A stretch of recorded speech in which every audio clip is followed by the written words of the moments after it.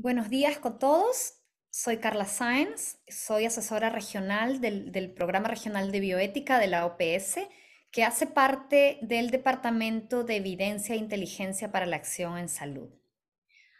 Antes de continuar, I'm going to switch to English and let you know that if you need Cambio a inglés para dejarles saber que si ustedes necesitan traducción, por favor, denle clic al link, al icono que parece un mundo para darle en el idioma que ustedes necesitan. simultánea al inglés, los que quieran escuchar la sesión en inglés pueden apretar inglés y tendremos una sesión en inglés. Los que quieran que esa sesión, esa presentación salga en español, por favor escojan español como el idioma de la interpretación. Nuevamente, buenos días, buenas tardes a todos. El nombre de esta segunda sesión es la investigación con personas con condiciones de salud mental, la Convención sobre los Derechos de las Personas con Discapacidad versus las pautas éticas del CIOMS. Esta es como decía, la segunda sesión que es parte del proyecto El impacto de la Convención sobre los Derechos de las Personas con Discapacidad en la realización ética de la investigación con personas con condiciones de salud mental en América Latina. Este proyecto es financiado por el Foro Global de Bioética en Investigación y la responsable de él es Sara Carracedo, a quien ustedes conocen porque trabaja en el Programa Regional de Bioética de la OPS, pero esta actividad la hace en su capacidad independiente. El Programa Regional de Bioética de la OPS, como en otras oportunidades, hace equipo con los becarios del Foro Global de Bioética en Investigación para amplificar el impacto del Foro Global y los productos que resultan de las reuniones anuales en la región de las Américas. En esta sesión tendremos dos panelistas. Los voy a presentar a ambos de una vez y voy a anticiparles también que a raíz de un problema con mi internet es posible que mi sesión, en el caso de que mi internet me quedara sin internet y perdiera señal, Sara Carracedo continuará la moderación en ese entonces. Entonces, la primera presentación estará a cargo del doctor Rodrigo Salinas, que es médico cirujano y neurólogo, es académico del Departamento de Ciencias Neurológicas de la Universidad de Chile, magíster en Ciencias de la Universidad de Oxford y en Economía de la Salud en la Universidad de York, y es secretario del Departamento de Ética del Colegio Médico de Chile y miembro de la Comisión de Ética Asistencial del Ministerio de Salud de Chile. Él va a hacer una primera presentación que va a estar seguida de una segunda presentación a cargo de Mate Scholten, que es un investigador y enseña en el Instituto de Ética Médica e Historia de la Medicina de la Universidad de Ruhr en Bochum, Alemania. Tiene un doctorado en filosofía de la Universidad de Ámsterdam y su investigación se enfoca en capacidad mental, en las decisiones con apoyo, las directivas anticipadas psiquiátricas, la ética de la investigación y las implicancias de la Convención de las Naciones Unidas en los derechos de las personas con discapacidades en la atención de salud mental.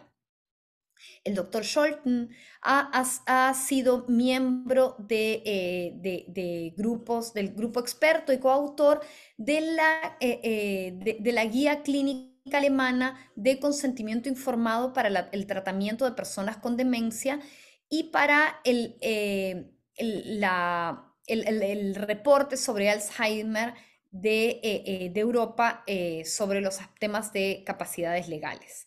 Él coordina con Jacob Gader un proyecto que se llama Salus Bochum, que es un proyecto interdisciplinario para la reducción de las acciones coercitivas en la atención de salud mental. Es un gusto presentar a ambos. el doctor Salinas va a hacer la primera presentación, que estará seguida de la presentación del doctor Scholten. Muchas gracias. Adelante, doctor Salinas.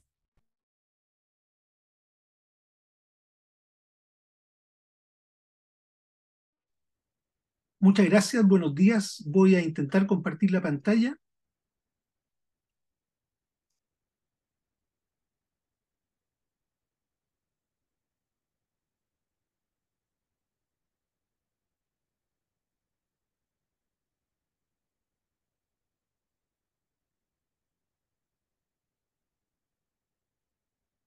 Y Perfecto. voy a tratar de colocarlo en pantalla completa. Bien. Agradezco la invitación que me han formulado para participar en esta interesante reunión virtual con una breve ponencia sobre los requisitos éticos necesarios para conducir investigación científica en personas sin capacidad de consentir. Me desempeño como médico clínico en el servicio de neurología del Hospital del Salvador de Santiago de Chile, un hospital estatal en el que se ubica el Departamento de Ciencias Neurológicas de la Universidad de Chile, donde estoy a cargo del programa de formación de especialistas en neurología de adultos y adicionalmente ejerzo la función de secretario del Comité de Ética Asistencial del mismo hospital. De más está decir que lo que aquí compartiré con ustedes son reflexiones absolutamente personales y que no representan a ninguna de las organizaciones a las que pertenezco. Y expongo a ustedes justamente para poder debatirlas a continuación de las presentaciones. ¿Avanzó la diapositiva o está en la primera todavía? Pregunto. Está en la declaración de conflicto de interés. Bien, entonces está avanzando. Mi primera diapositiva es para dar a conocer mis conflictos de intereses en relación con la materia expuesta. No he recibido dinero de la industria farmacéutica para viajes, investigación, educación, consultorías ni otros fines. Soy neurólogo y entre los pacientes que atiendo, una proporción relevante de ellos no están en condiciones de consentir. Creo firmemente que el progreso de la medicina descansa en el uso juicioso del pensamiento inductivo y por consiguiente en la experimentación clínica.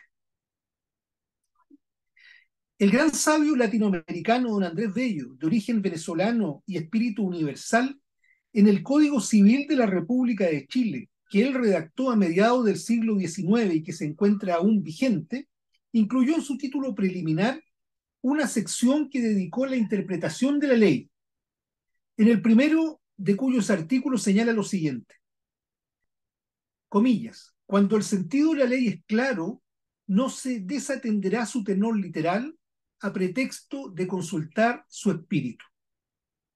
Es inevitable que venga a la mente la advertencia de don Andrés Bello al dar lectura al artículo 7º del Pacto Internacional de Derechos Civiles y Políticos de las Naciones Unidas, aprobado en el año 1966, en que se señala que nadie será sometido a torturas ni a penas o tratos crueles, inhumanos o degradantes. En particular, nadie será sometido sin su libre consentimiento a experimentos médicos o científicos. Particularizando en los experimentos médicos o científicos sin consentimiento la larga lista de tratos inhumanos que podemos imaginar y que fueron desgraciadamente reales en nuestro continente en los años siguientes a la aprobación de este tratado.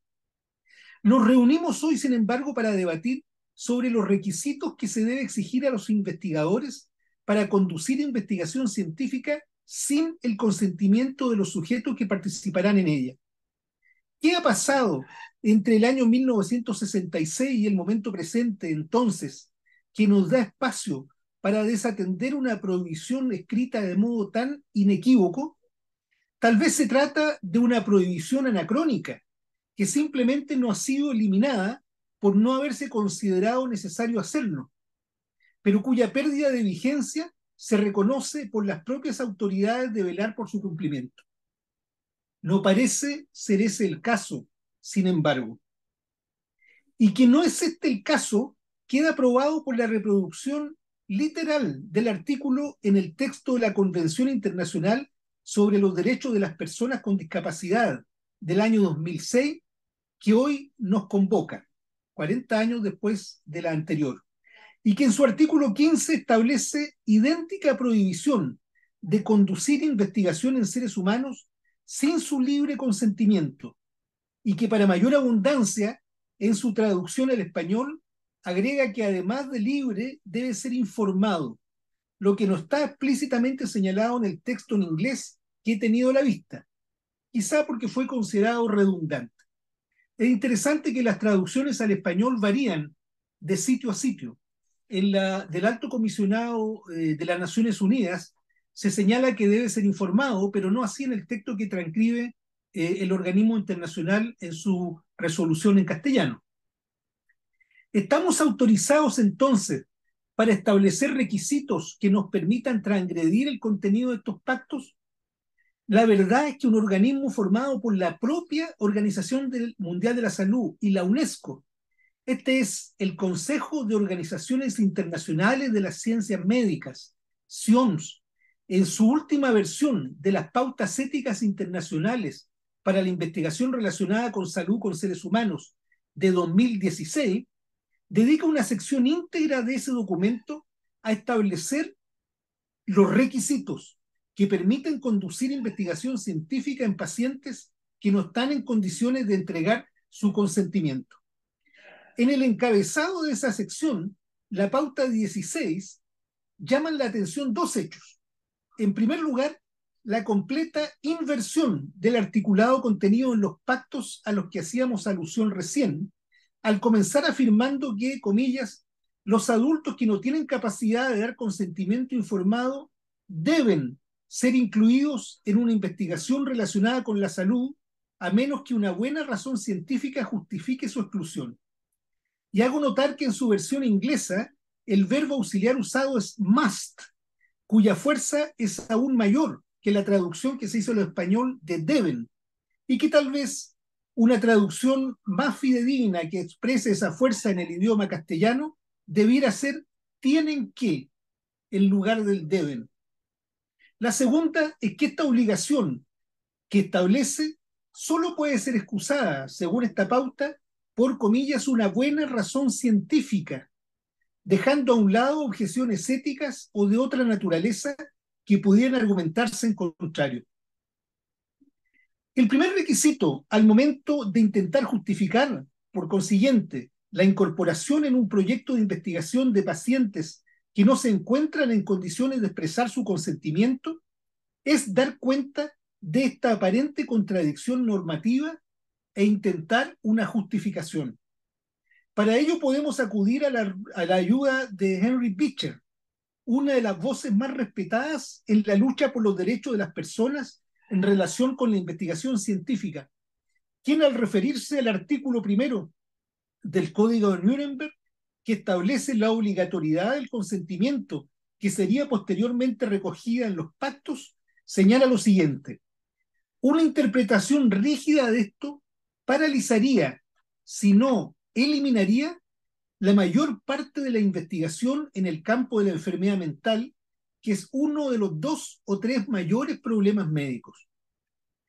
Esta externalidad negativa del Código de Nuremberg, al ser interpretado con la literalidad que exigía don Andrés Bello, daba lugar a lo que el profesor Manfred Helmgen de la Universidad de Berlín llamó la inherente paradoja de los ensayos clínicos en psiquiatría, consistente en que, por una parte, es reprochable usar tratamientos cuya eficacia no ha sido examinada científicamente, mientras que, por otra, es antiético conducir investigación científica dirigida a probar dicha eficacia.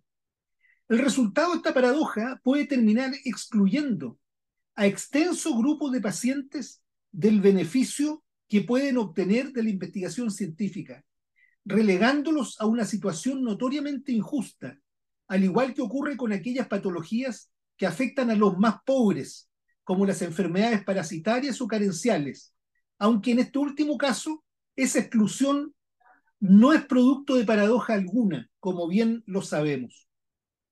Conscientes de la necesidad de evitar los efectos negativos derivados del inmovilismo al que puede conducir dicha paradoja, El siguiente paso es reconocer que al momento de considerar la incorporación a un proyecto de investigación de una población especialmente vulnerable, como aquella que no se encuentra en condiciones de entregar su consentimiento de modo libre e informado, nuestras responsabilidades se redoblan para evitar cualquier explotación y minimizar la posibilidad de daño.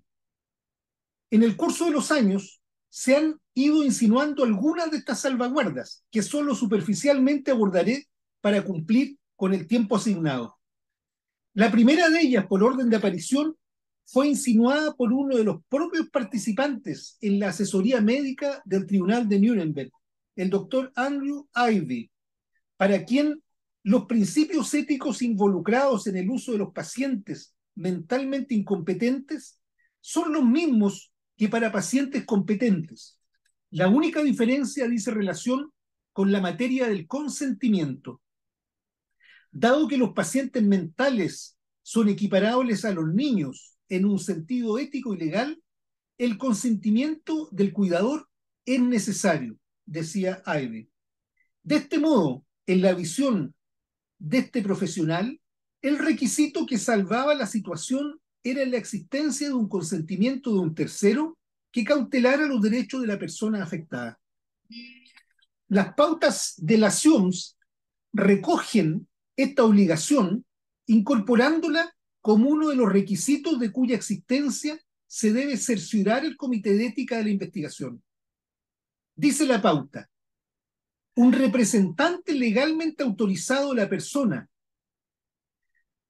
que no tiene capacidad del consentimiento informado ha dado permiso, y este permiso tiene en cuenta las preferencias y los valores ya formados del participante de haberlos.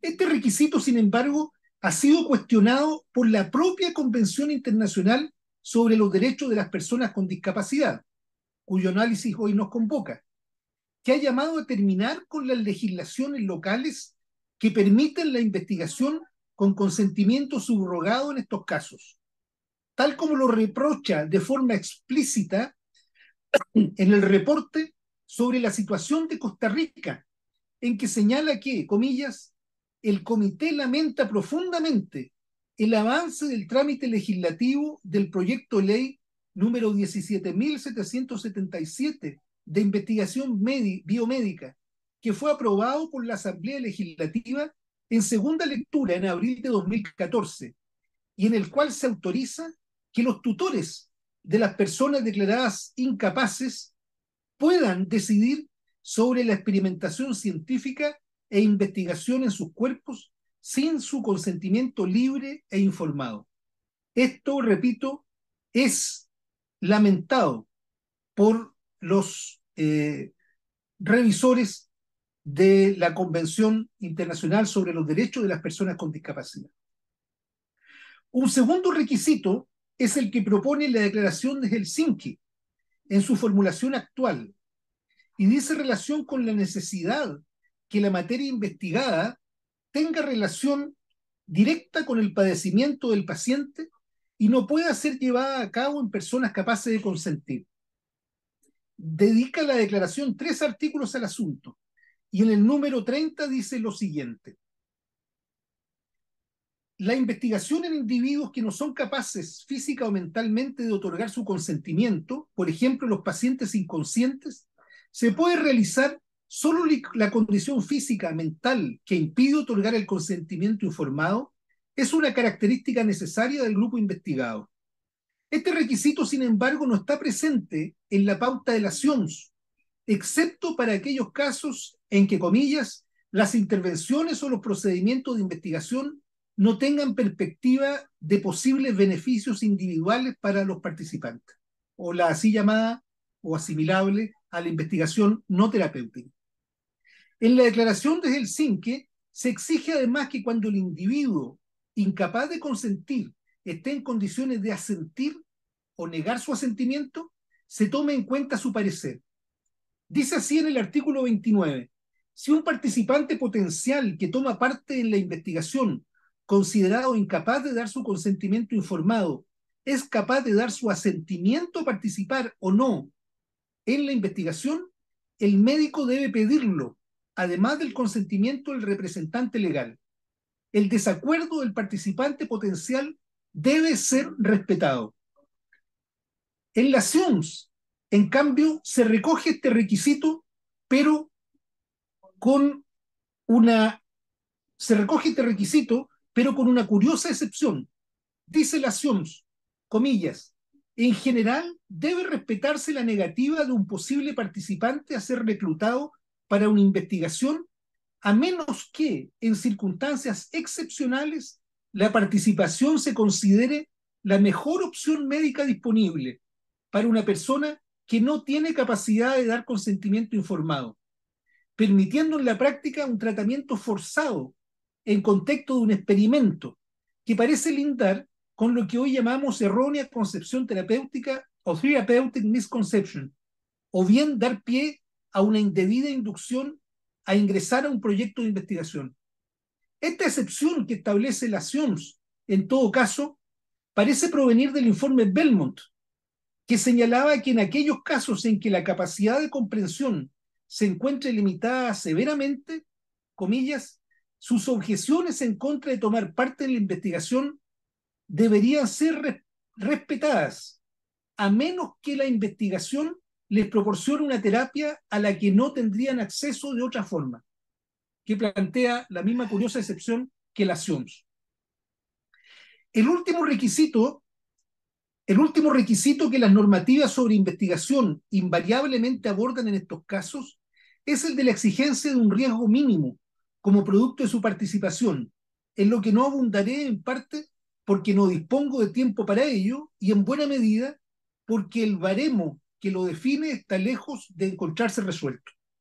En resumen, obviando la contradicción normativa no resuelta sobre la legitimidad de conducir investigación en pacientes incapaces de dar su consentimiento, presente en el seno de los propios organismos internacionales que velan sobre los derechos de las personas, me atrevo a afirmar que hay algunos requisitos éticos bien establecidos y que resumo en los 5 siguientes para la discusión posterior. Imposibilidad de conducir la investigación en otro grupo humano que esté en condiciones de consentir, uno de los requisitos. Otro, que ella vaya en beneficio del conjunto de personas que padecen la condición que está siendo estudiada. Otro, que exista consentimiento de quien lo subrogue en las decisiones sobre su salud. Otro, que se respete la voluntad del individuo si está en condiciones de asentir o cuando recupere su capacidad de hacerlo. Y esto a todo evento, no como lo plantea la SIOMS. Y que el riesgo de que se les ponga sea el mínimo posible. Termino estas breves reflexiones en los 20 minutos asignados con el espíritu latinoamericanista que nos convoca en esta ocasión, citando nuevamente a don Andrés Bello y preguntándome qué habría pensado sobre este intríngulis normativo. Tal vez nos habría excusado de su estricta norma interpretativa y cito para ello sus propias palabras, comillas. Nosotros creemos, decía Bello, que lo más seguro es atenerse a la letra, que no debemos ampliarla o restringirla, sino cuando de ella resulten evidentes absurdos y contradicciones, y que todo otro sistema de interpretación abre ancha puerta a la arbitrariedad y destruye el imperio de la ley. Tal vez este sea el caso. Muchas gracias.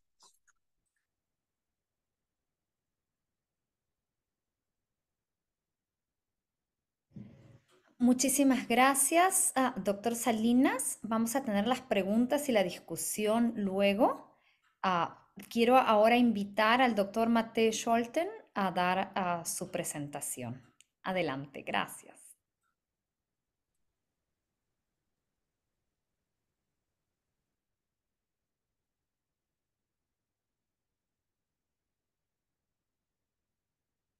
Okay, I'm going to add some thoughts on the Bueno, thoughts. voy a compartir algunas ideas muy interesantes lo que dijo el doctor Salinas. Creo que de pronto escucharemos algunas de esas cosas otra vez, pero de pronto hay otros aportes que nos pueden ayudar a pensar de manera diferente al respecto. Veremos lo que esto significa para nuestra conversación después. Mi programa para este día es el presente.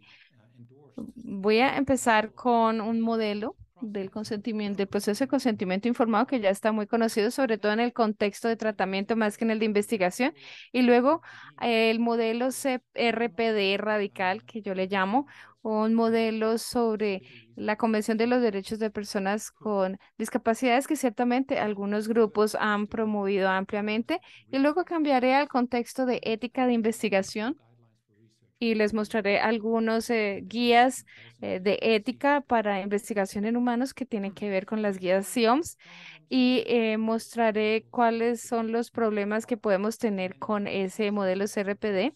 Y al cerrar voy a proponer un modelo que yo he desarrollado con mis colegas al que le llamamos el modelo combinado de soporte en la toma de decisiones, que es un modelo que puede apoyar ese proceso de de lo que estamos hablando para investigación y luego unas conclusiones. Luego está el de consentimiento informado. Asumo que lo conocen bastante bien. Cuando una persona tiene ese consentimiento informado, quiere decir que información relevante se ha divulgado a la persona. Quiere decir que si la persona es competente para dar su consentimiento, se toma en cuenta, o si no, y si la persona tiene capacidad mental al respecto, que viene básicamente a hacer lo mismo. Voy a utilizar competencia para eso en esta presentación y del caso en que las personas que no pueden voluntariamente dar su consentimiento. Eso quiere decir que no haya alguien más en torno a esa persona que puedan ayudarle o que tengan algún tipo de influencia sobre esa persona. Entonces, si se tiene una información relevante, el tener la manera de dar su consentimiento y dar su consentimiento de manera voluntaria para considerarlo válido. Esto también es una concepción de competencia adoptada ampliamente sobre su capacidad misma y este es un abordaje funcional a la competencia. Así que la idea es que puedes desglosar este concepto ético y legal dentro de una capacidad de toma de decisiones y un entorno psicológico. Todo esto es sobre capacidades funcionales que se requieren para poder tomar decisiones según sus propios valores y preferencias. Y se puede evaluar si la persona tiene o no tiene estas capacidades y ya sea si la persona es competente para dar su consentimiento solamente a través de una conversación sobre la información que se ha divulgado y al hacer preguntas. Hay algunos factores de riesgo entonces para la competencia y muchos de ellos son enfermedades mentales y condiciones mentales. Lo importante es que si consideramos el diagrama de Venn en la derecha, hay personas con situaciones mentales que tienen incapacidad de consentir. Hay algunos que tienen situaciones mentales que tienen la competencia para consentir. Y al revés también sucede.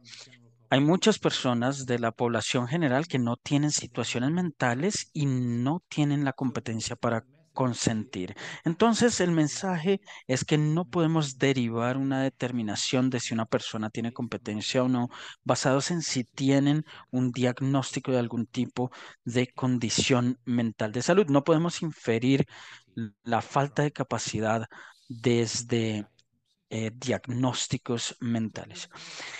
Se ve más de esta manera. Este, por supuesto, es un modelo, pero en esta imagen aplicamos las capacidades de función psicológica en el eje Y y el tiempo en el eje X. Y aquí, por ejemplo, vemos el progreso en el que podría suceder con la demencia. Pero lo importante es que esa competencia depende del tiempo y una persona puede ser competente en esta fecha, pero no quiere decir que pueda seguir siendo competente 3 meses después.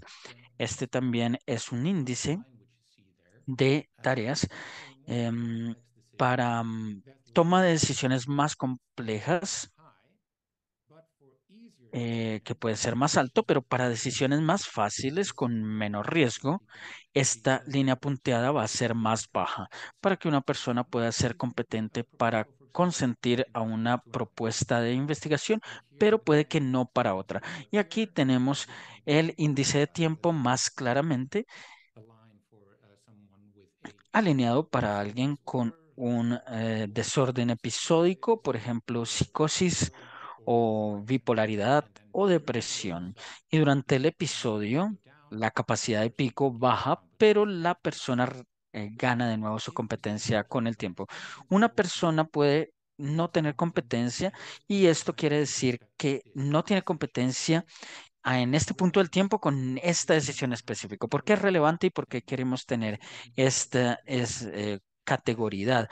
Si una persona es competente o no, esa es la pregunta real que estamos tratando de responder acá. Es la pregunta de quién decide si una persona tiene la competencia para consentir.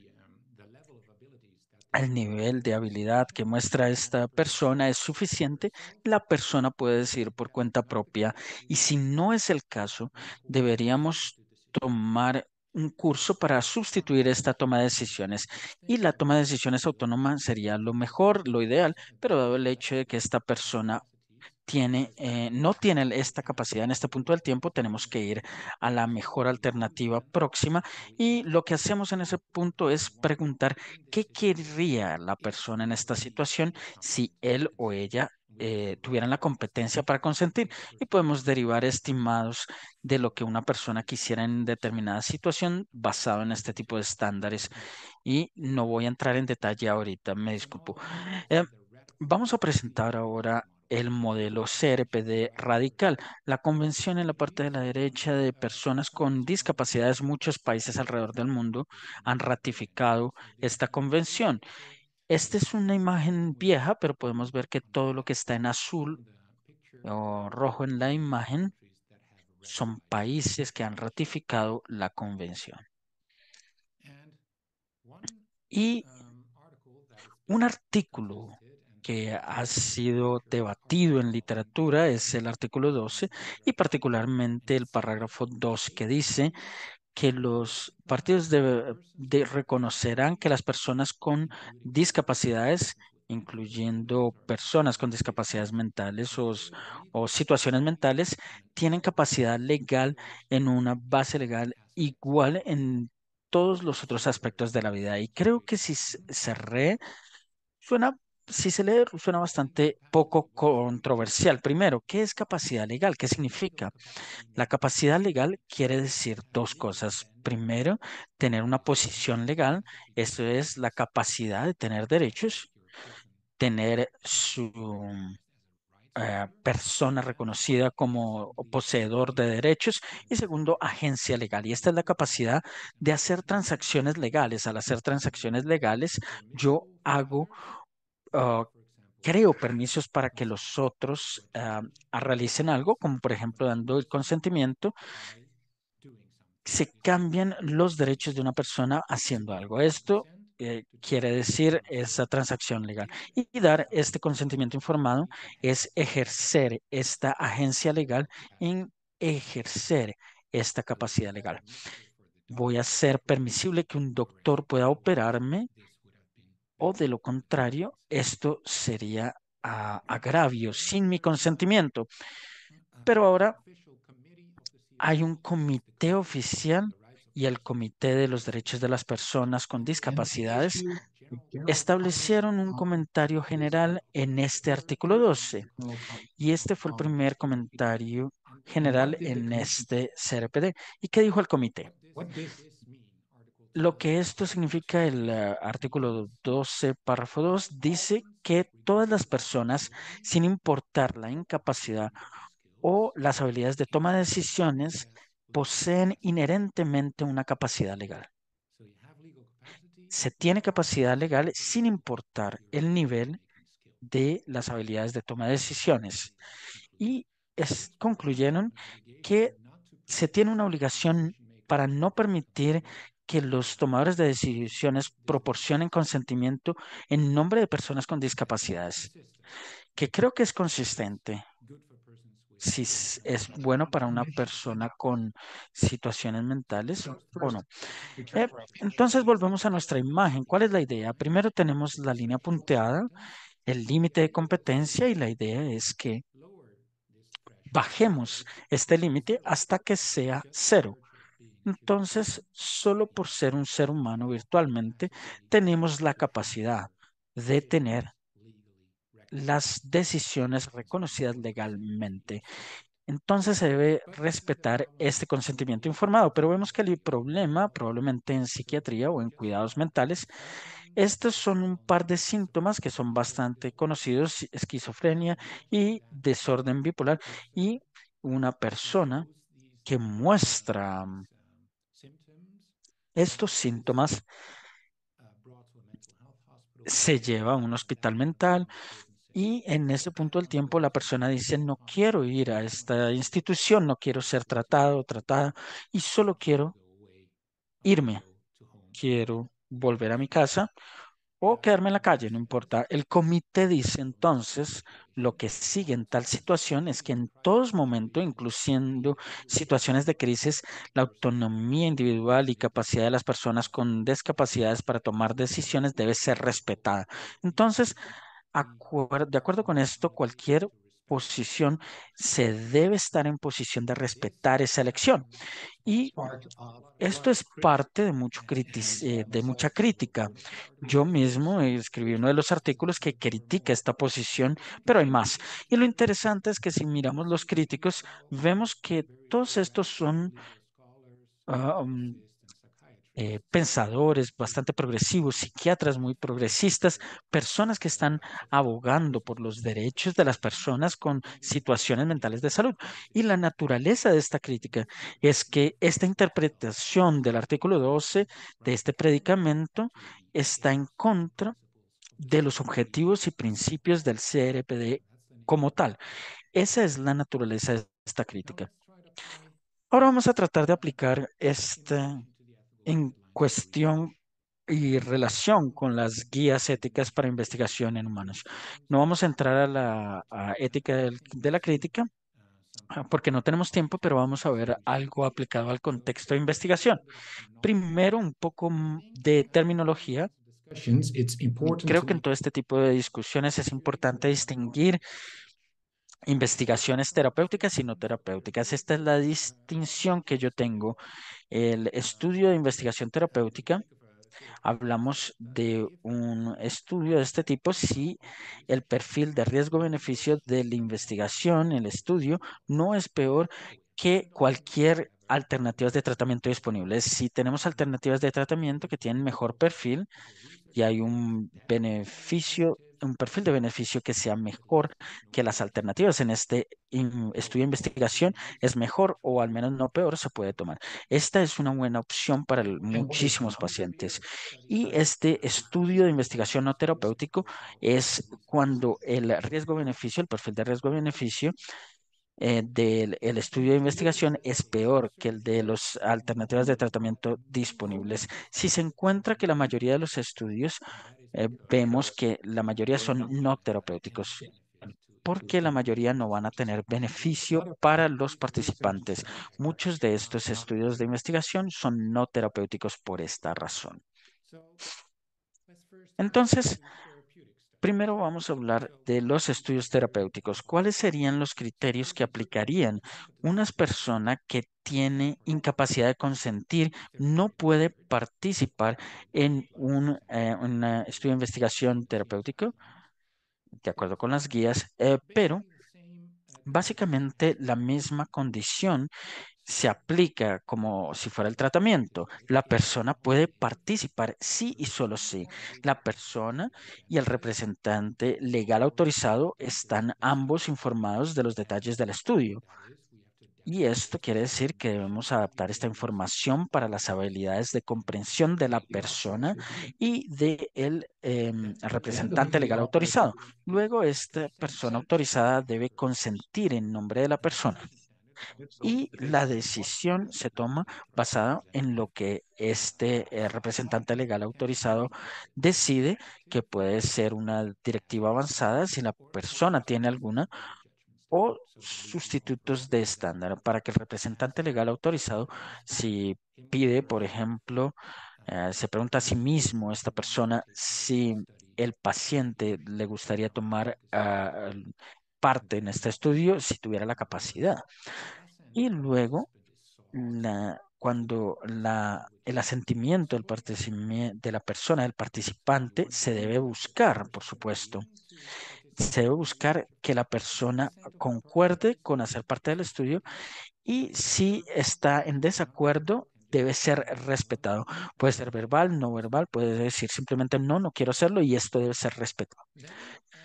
Luego, miramos los criterios para esta investigación no terapéutica. Y como lo dije, la mayoría de la investigación es no terapéutica. Las personas que no tienen la capacidad de consentir pueden participar sí y solo si el objetivo de este estudio puede ser logrado solo si personas que no tienen competencia están involucradas. Tomemos, por ejemplo, un estudio en cáncer. Queremos estudiar unos principios en el cáncer fundamentales. Vamos a incluir personas que tienen demencia y cáncer, por ejemplo, de acuerdo a estos criterios. Esto no se permite porque no se puede estudiar cáncer en participantes que tengan solo cáncer y no tienen comprometida la capacidad de decisión. Ese sería un prospecto si personas que tienen la misma condición van a ser estudiadas. Si vamos a estudiar una población de personas con demencia específica, su estudio debe tener un beneficio para otras personas con demencia probablemente que vivan en el futuro. Y muy importante también, el estudio se hace hasta que no haya un incremento mayor en los riesgos y las cargas. Algunas jurisdicciones dicen que no haya mayor incremento en el riesgo, pero esto debe ser realmente mínimo el aumento en los riesgos que se tienen en la vida diaria. Muchos estudios, por supuesto, conllevan mayor riesgo y no se puede realizar ese tipo de estudios con personas que tienen la incapacidad de consentir si son no terapéuticos. Y de la misma manera como los terapéuticos, los criterios para sustituir la toma de decisiones deben ser cumplidas. Lo que dice es que las personas que hacen parte de esa investigación y no tienen capacidad de consentir tienen esta situación restringida. Lo que vemos entonces con este modelo CRPD radical es que de acuerdo a este modelo, las decisiones deben ser respetadas solo cuando se considera un ser humano. No habría limitaciones en el tipo de investigación y estudios de investigación en las personas que tienen incapacidad de toma de decisiones y debe haber consentimiento cuando una persona otorgue un asentimiento porque sería un ejercicio de la capacidad legal y debe ser ratificado como una demostración de consentimiento y con ese punto yo concuerdo, pero con el punto que el disentimiento debe ser efectivamente tratado como revocar el consentimiento es problemático con el abuso en investigaciones en el pasado, pero no solo esto, también tenemos muchos investigadores motivados que son muy buenos, pero que están preparados a exponer a las personas al riesgo para obtener resultados en la investigación.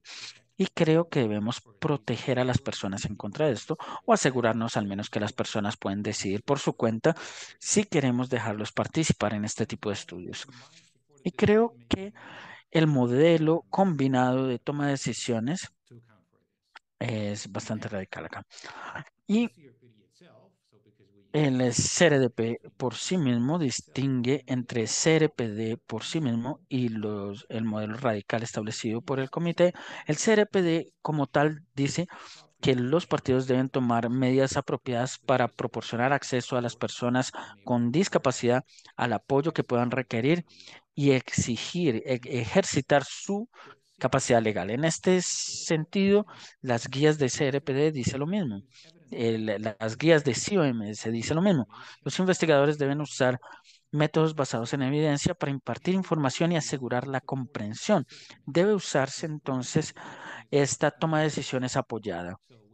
Y es una forma de decirlo, que tenemos una persona, por ejemplo, en una silla de ruedas que va a firmar un consentimiento en la alcaldía, pero si la alcaldía tiene escaleras, la persona no puede firmar el documento. Lo que necesitamos entonces es una rampa y la persona en silla de ruedas puede subir y firmar el documento. De la misma manera tenemos una ayuda intelectual en ese caso, para permitir que las personas tomen decisiones por su propia cuenta, apoyando sus capacidades de toma de decisiones. Y el modelo combinado, ¿qué dice? ¿Qué hace este modelo? Este es un modelo, de nuevo, es una simplificación de algo que es complejo en el mundo y es un poco estático, cronológico en la presentación con algo que es dinámico en el mundo real. Pero lo que buscamos en una persona es el consentimiento informado. Ahí empezamos. Entonces, si los factores de riesgo para incompetencia los vimos al inicio, cuáles pueden ser, demencia, psicosis, proporcionamos una toma de decisiones apoyada. Si después de proporcionar este apoyo hay alguna razón especial para evaluar la competencia, entonces vamos a hacerlo, pero de lo contrario vamos a continuar presumiendo que la persona es competente.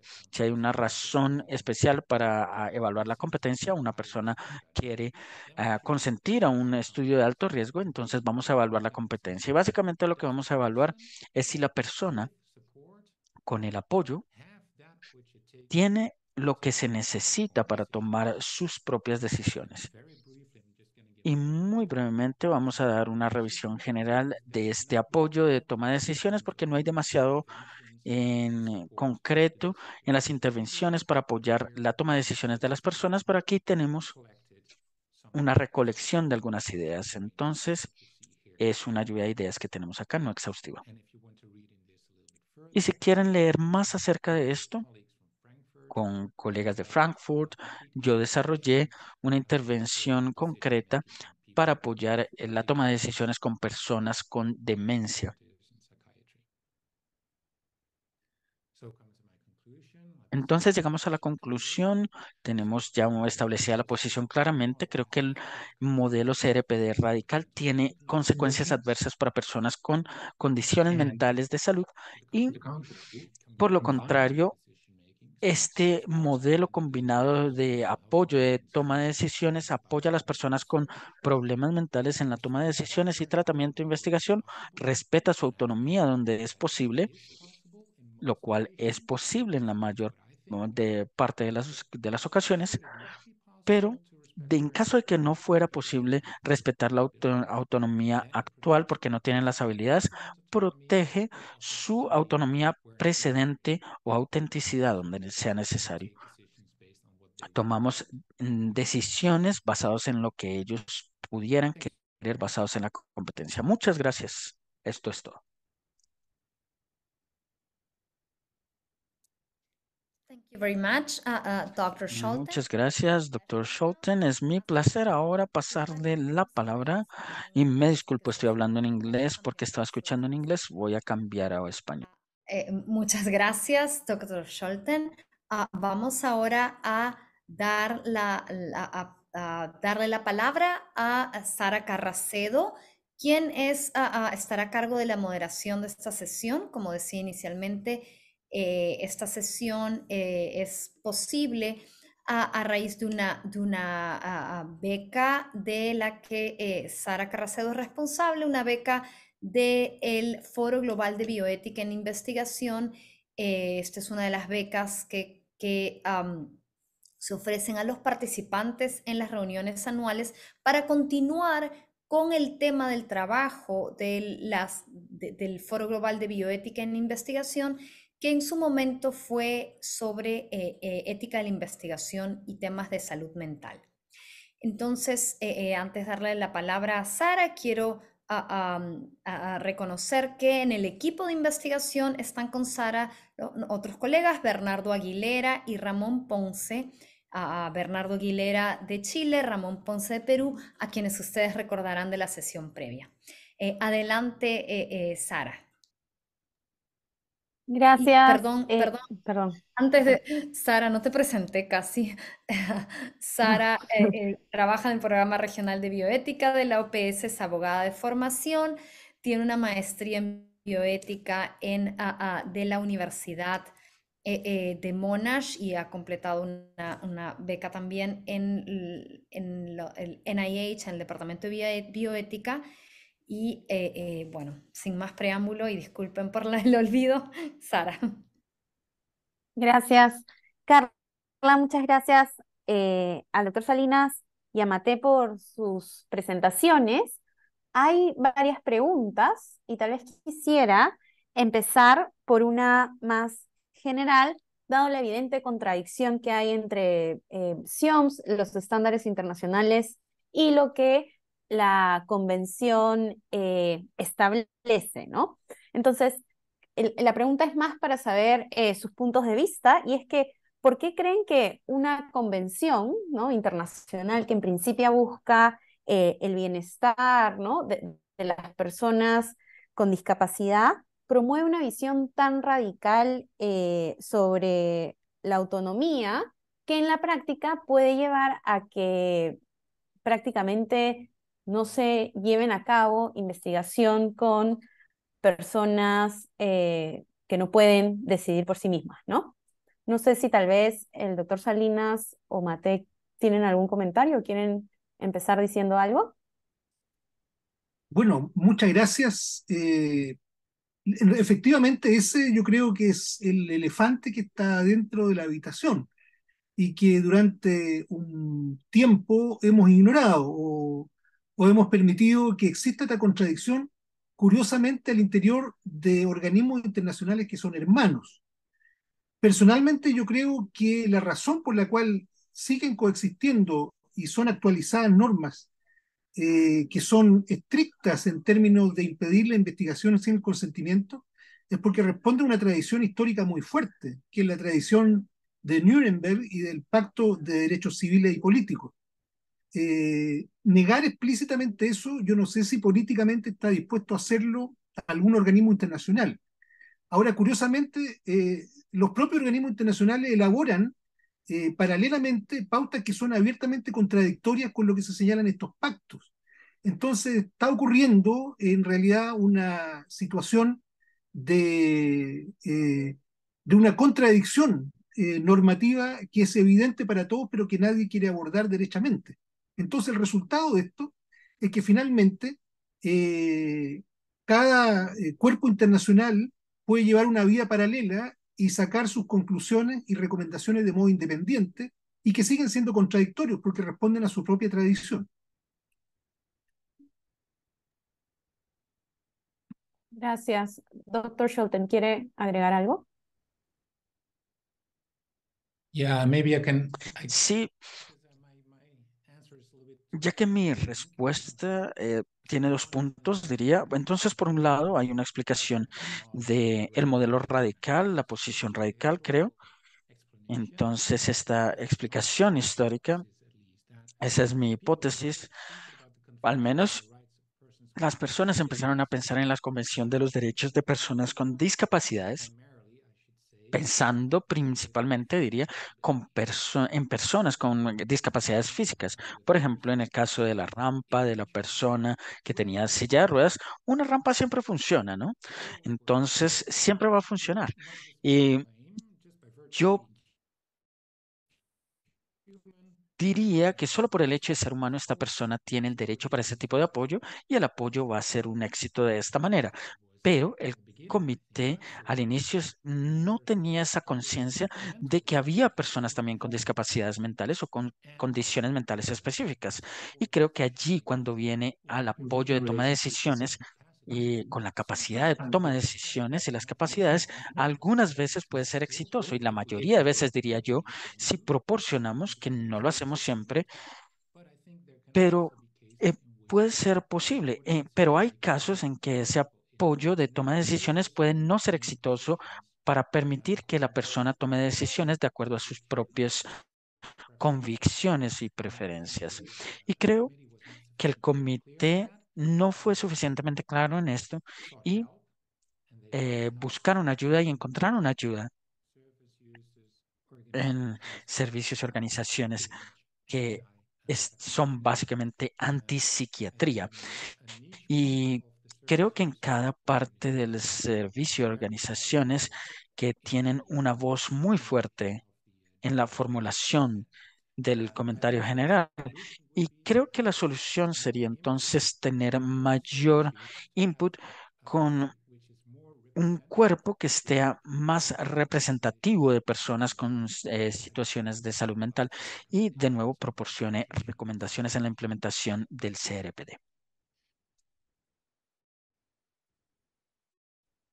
Gracias. Pregunta acá que tal vez se relaciona con el doctor. Para estar seguros, la convención, entonces, y este modelo que describes como radical, ¿no? De la convención, eh, este instrumento asume entonces que toda persona con discapacidad es competente. Y eso entonces implica que niega de que en algún momento pueden perder esa capacidad para tomar decisiones. Eso es lo que dice CRPD.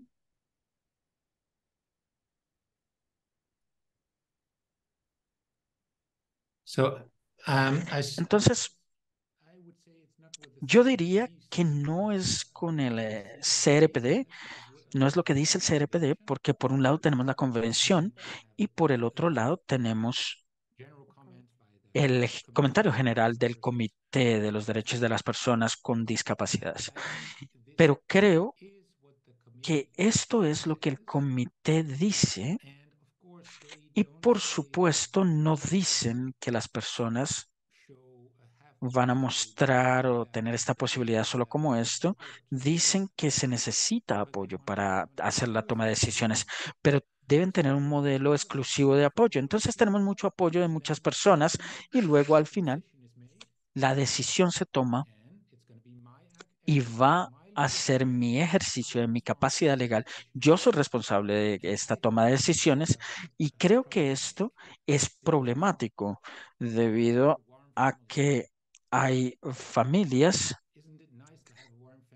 es bueno tener buenas familias que saben lo que es mejor para mí, van a apoyarme, van a ejercer mucha influencia porque ellos saben qué es lo mejor para mí y ese tipo de cosas.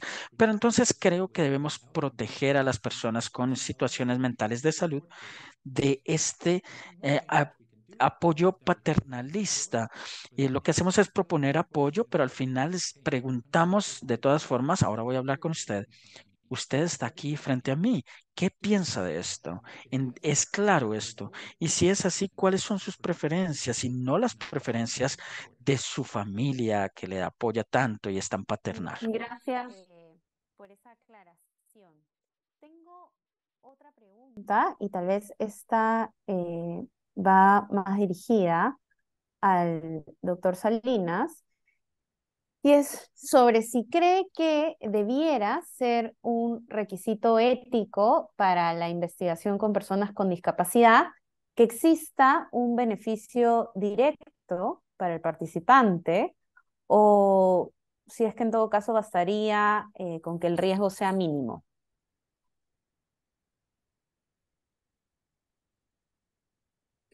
Personalmente, yo adhiero a lo que sostienen quienes han reflexionado sobre esto, en el sentido que ambos tipos de investigación son necesarias para este grupo de personas, tanto aquello que tiene una orientación terapéutica como aquello que tiene una orientación no terapéutica. Y tal como acá se señalaba, como lo abordó el doctor Holten, efectivamente lo que debe variar es el riesgo que se acepta en ambos casos y que es mencionado por varios autores. El problema está, como lo señalaba en mi presentación, en la definición del baremo de riesgo. Sobre eso existen las más dispares opiniones.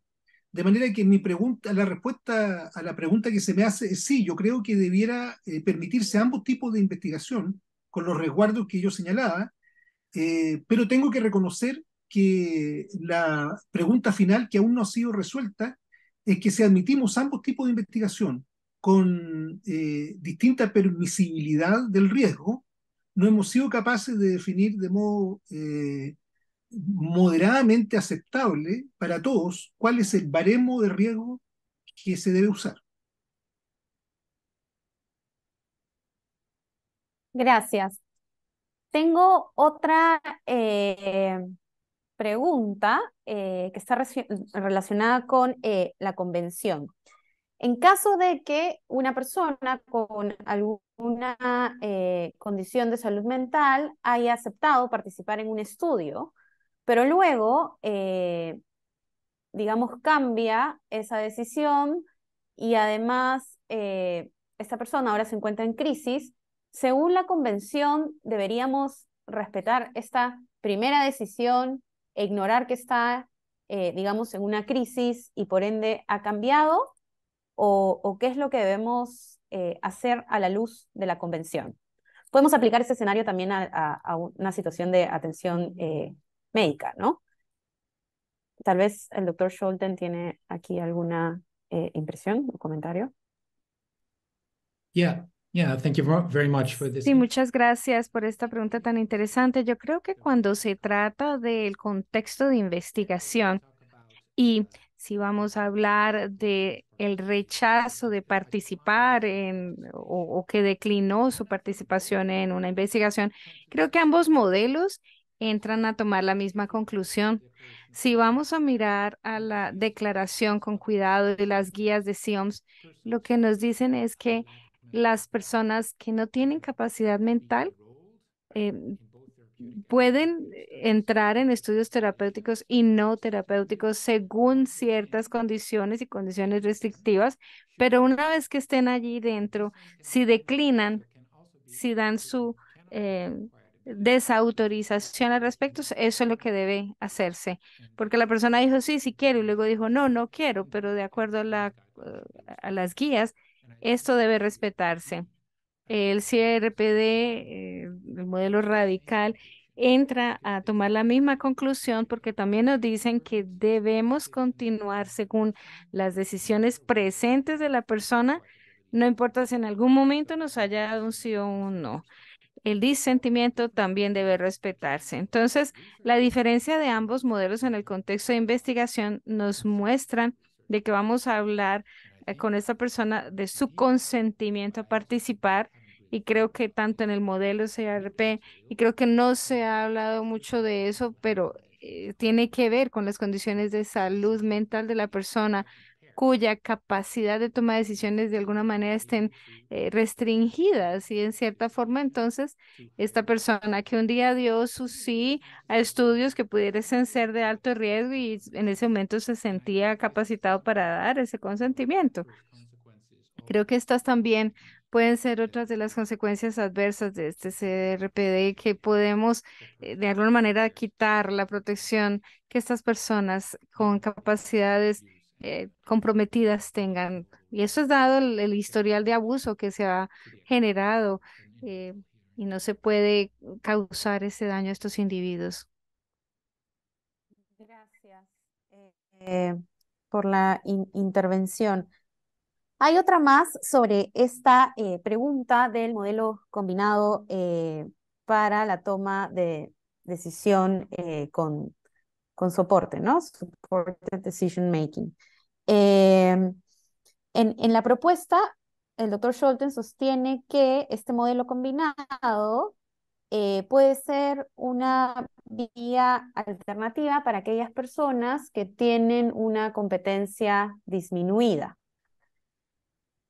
Eh, Sin embargo, ¿cómo este modelo se aplicaría para los casos de las personas que no pueden por sí mismas? ¿Se escuchó bien?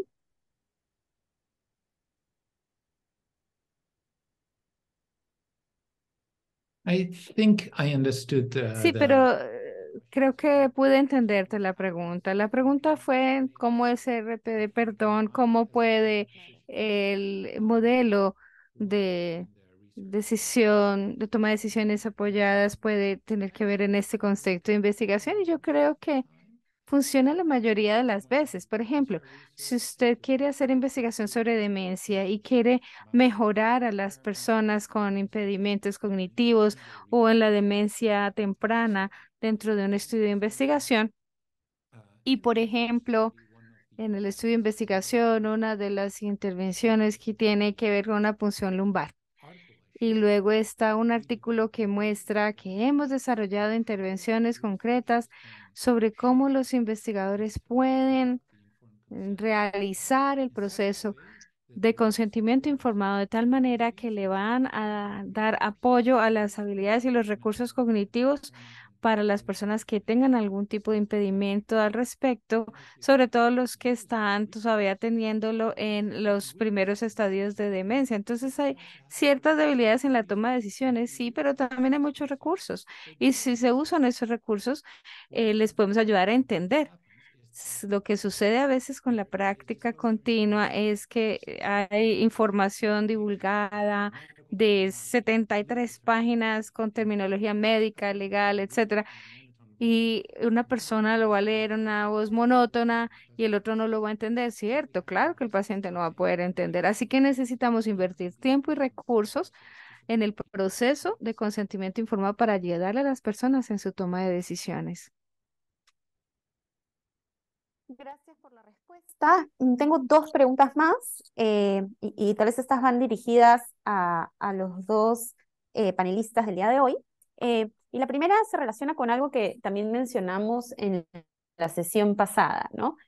Como se dijo, la agencia legal implica poder hacer transacciones legales, ¿no? Actos jurídicos en los cuales está incluido el poder tomar decisiones, el consentimiento informado, ¿no? Pero parece ser que CRPD, la convención, o en todo caso el comité, cuando emitió esta observación general, tal vez estuvo pensando en actos jurídicos más comunes, ¿no? Como, no sé, compraventa, herencia, cuestiones más ordinarias, y no tuvo en cuenta el contexto de la investigación, o incluso tal vez tanto o tan a detalle el contexto de la salud. ¿Creen ustedes que esta apreciación es válida? ¿Opinarían lo mismo?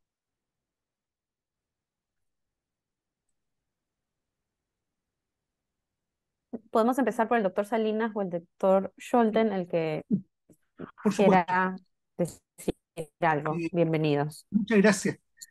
Es una pregunta Gracias. a la cual no tengo respuesta justamente porque el CRPD reproduce verbatim el contenido del Pacto de Derechos Civiles. El artículo 15 reproduce en la práctica el artículo 7 y a su vez el artículo 7 recoge el artículo primero de Nuremberg.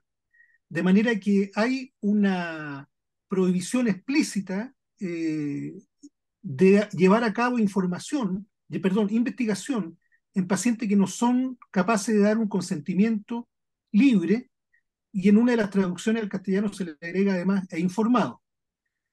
Y esa es una línea de argumentación sólida que viene desde Nuremberg hasta el año 2006 en este caso. Pero por otra parte aparece esta posición que viene también precozmente después de Nuremberg, en el sentido que si uno interpreta eso literalmente, va a dejar una gran cantidad de personas fuera de la posibilidad de participar en investigación que va a ir en beneficio de la propia enfermedad que ellos padecen o de la comunidad de pacientes. Entonces, lo que parece hacer una solución un poquito extrema o radical, como la llama el doctor Scholten, esta convención, es decir, bueno, se mantiene la prohibición que plantea Nuremberg y que reproduce el Pacto de Derechos Civiles, pero a partir de esta declaración, de este acuerdo, de esta convención sobre personas con discapacidad, ya las personas con discapacidad van a tener posibilidad de consentimiento. Por lo tanto, desaparece el universo al cual estaba dirigida esa prohibición, o bien queda restringido a aquellas personas que tienen un compromiso cuantitativo de conciencia y por lo tanto no están en condiciones de dar su consentimiento simplemente porque están inconscientes. Entonces, esa para mí sería la forma de complementar ambos y pensar que la forma como está siendo interpretada de modo radical, lo que hace es sacar del universo de personas que no están en condiciones de dar consentimiento a todos los pacientes con enfermedad mental, de tal modo que ese peligro que advertía Henry Beecher precozmente desaparece porque resulta que los enfermos mentales están en condiciones de dar su consentimiento. Entonces, esa sería para mí la forma de armonizar ambas cosas, pero la verdad es que se me hace cuesta arriba. Yo no sé si era eso lo que estaba en el espíritu de los que redactaron esto o simplemente lo redactaron personas distintas y finalmente no lo armonizaron. Y a mí me llama la atención que en los textos donde se analiza esto, por ejemplo, en el texto de Oxford, que es muy extenso de muchos cientos de páginas para analizar esta convención, cuando se llega al artículo 15 se le dedica una página del total. Entonces a mí me da la impresión que el artículo 15 en realidad, si se me permite la expresión, es la cenicienta de este pacto y nadie le prestó mucha atención cuando escribió el resto. Esa es una interpretación muy personal, por supuesto. Muchas gracias.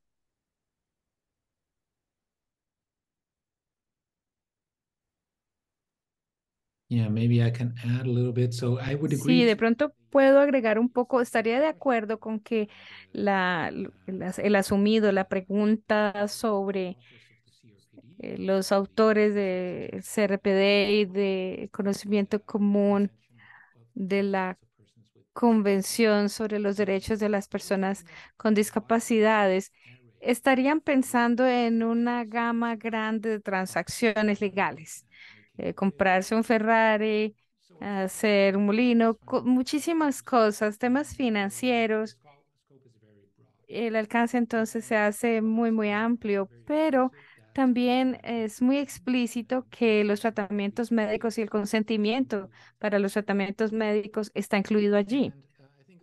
Y pienso que lo que es interesante es que al combinar el artículo 15 con la interpretación del Comité sobre los Derechos de las Personas con Discapacidades del artículo 12, porque el artículo 15 dice que nadie será sujeto a investigación médica sin su consentimiento libre.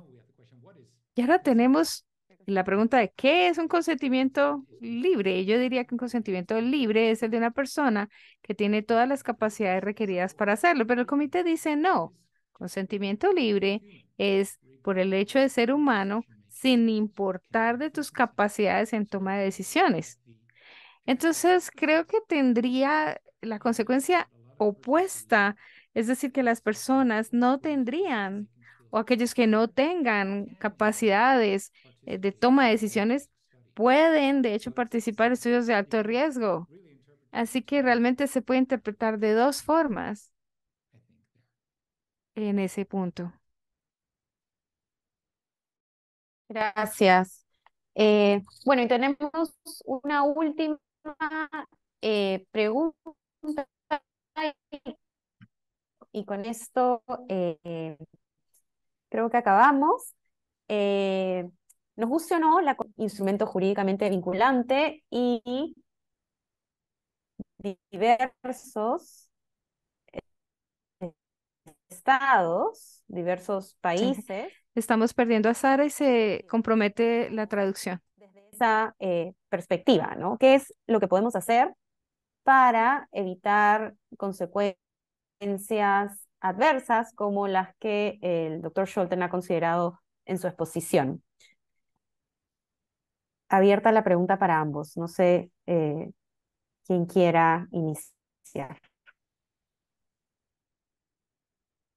Bueno, lo que está ocurriendo en Chile es algo que es a lo mejor demostrativo de lo que ocurre con estas normas.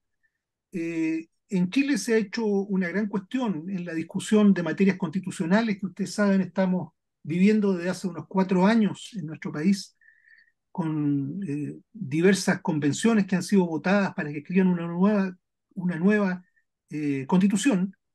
Se reconoce por la inmensa mayoría, con muy pocas excepciones, que los tratados internacionales tienen una calidad jurídica superior a todo el resto de la legislación local.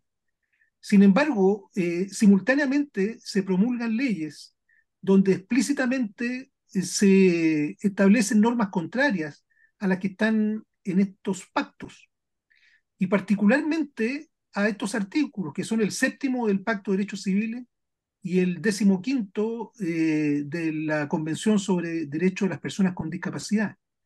Entonces, nadie ha llamado al Tribunal Constitucional a una cuestión de armonización o de un pronunciamiento sobre si son compatibles ambas letras. Y personalmente, esto lo que yo aprecio es que ha ocurrido al interior de los propios organismos internacionales, porque que la SIOMS redacte una pauta como la 16, digamos, por así decirlo, en las narices de las organizaciones internacionales encargadas de velar por la vigencia de los pactos, a mí me parece sorprendente. Por lo tanto, no me parece extraño siquiera que esto ocurra en países tan lejanos como el mío, como el caso de Chile. Por lo tanto, mi impresión es que esto ha ocurrido durante 50 años, a esta altura, y va a seguir ocurriendo, en lo que se refiere a la investigación en personas incapaces de dar su consentimiento. Si nosotros admitimos esto durante todo este tiempo, yo creo que lo vamos a seguir admitiendo ahora. ¿Será el momento de hacerlo notar y de pedir que se corrija? Quizás sí, quizás no. Pero frente a la pregunta, más que decir qué podemos hacer, yo creo que tenemos que seguir haciendo lo que se ha hecho hasta el momento, o eso va a seguir ocurriendo.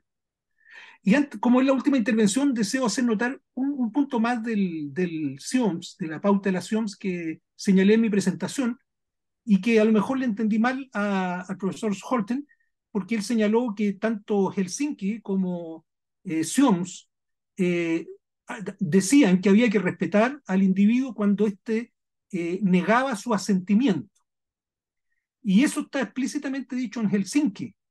Pero SIOMS, como señalé en mi presentación, establece una excepción que es muy curiosa a esa norma, y que yo interpreto que es una copia que viene de Belmont, y que señala a SIOMS que esto debe ser respetado en general, pero que uno tiene la excepción, o sea, puede no respetar la negativa de asentimiento del individuo cuando considera que esta investigación es la mejor opción médica disponible para ese individuo.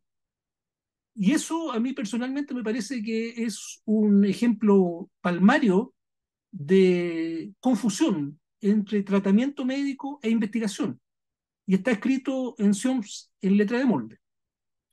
Muchas gracias. Yes, maybe I can respond to the last point. Sí, tal vez puedo responder al último punto brevemente y luego dar mi opinión más general del CRPD. En cuanto al último, es real que estas guías del Sears se desvían un poco de la declaración de Hauskide ahí porque ellos ven esa posibilidad que yo creo que es muy, muy improbable que nosotros tengamos ciertas opciones de tratamiento disponibles que no se le muestran a la persona, y ahora hay un protocolo de investigación y ese perfil de riesgo-beneficio o este protocolo es mucho mejor que las opciones de tratamiento disponibles. Ahora la persona tiene un desacuerdo, no quiere, y las guías dicen hay una situación en la cual ustedes se pueden sobrepasar este desacuerdo, pero yo creo que esto solo sería posible si las condiciones para el tratamiento involuntario, porque básicamente si es un estudio terapéutico, sería bueno para el paciente ingresar al estudio. Y si queremos incluir una persona en este estudio terapéutico, en contra de su voluntad, los criterios para tratamiento involuntario estarían cumpliéndose. Y tenemos muchos criterios de racionalidad y este tipo de cosas, y vamos a necesitar un perfil muy bueno de riesgo-beneficio para poder hacer esto. Creo que es cierto que esta excepción existe, pero no creo que haya casos, o va a ser uno o dos casos alrededor del mundo donde esto pudiera aplicar. Por esta razón, lo salté en mi presentación, pero me gustaría volver a mi posición más general de la Convención en los derechos de personas con discapacidades y creo que es bueno que tengamos esta convención. Y creo que es muy bueno como un instrumento de estrategia política porque lo que notamos es que antes de que estuviera la convención, muchas cosas no se discutían. Las personas tomaban muchas cosas por dadas, por hechas, y si tienen una deshabilidad mental o, bueno, están exagerando un poco, podrían considerarlo. Muchas cosas estaban en terreno común y el CRPD realmente debería revisar esto y ahora tenemos una conversación acerca de todas estas cosas. Y creo que el Comité de los Derechos de Personas con Discapacidades a veces empuja demasiado, pero al menos nos está impulsando hacia el frente, que nos hace pensar más acerca del apoyo de toma de decisiones, si es realmente una buena idea someter a personas a un tratamiento involuntario, por ejemplo. Entonces es mejor tener una justificación demasiado buena para hacer algo así y puede ser un atentado a los derechos y la voluntad y las preferencias de una persona. Entonces, como un instrumento de estrategia política, el CRPD realmente es una bendición. Mm.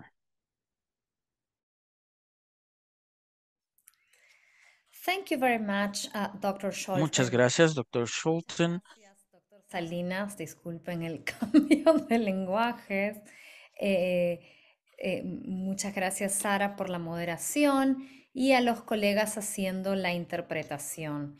Ha sido un gusto tenerlos en esta sesión. Nuevamente les doy las gracias en nombre del Programa Regional de Bioética de la OPS, que está haciendo equipo con el Foro Global de Bioética de la Investigación, cuyo secretariado aloja la OMS. Para aquellos que estén interesados en recibir la grabación será compartida por medio de la lista de la OPS Investigación Ética, y los que no estén suscritos y estén interesados en hacer parte de la lista pueden hacerlo usando el enlace que les comparto ahí por medio del chat. Creo que ha sido una discusión muy fructífera que nos da mucho que pensar. Yo he estado tratando de mantenerme en silencio, pero hay varias intersecciones interesantes con otros temas en los que el consentimiento, la capacidad del consentimiento está comprometida, como por ejemplo la infancia. Y creo que nos beneficiamos siempre en ética de pensar cómo manejamos una situación parecida pero distinta en un aspecto relevante para iluminar cuál sería la manera más razonable de proceder. Muchísimas gracias a Dr. Scholten, muchísimas gracias Dr. Salinas, a Sara, los colegas del equipo de investigación de Sara, Bernardo Aguilera, Ramón Ponce, nuestra colega Silvina Costa, que nos acompaña atrás de las bambalinas, y los intérpretes nuevamente. Muchas gracias, buena tarde, y espero que las dificultades con la tecnología y el internet no hayan sido muy complicadas. Gracias.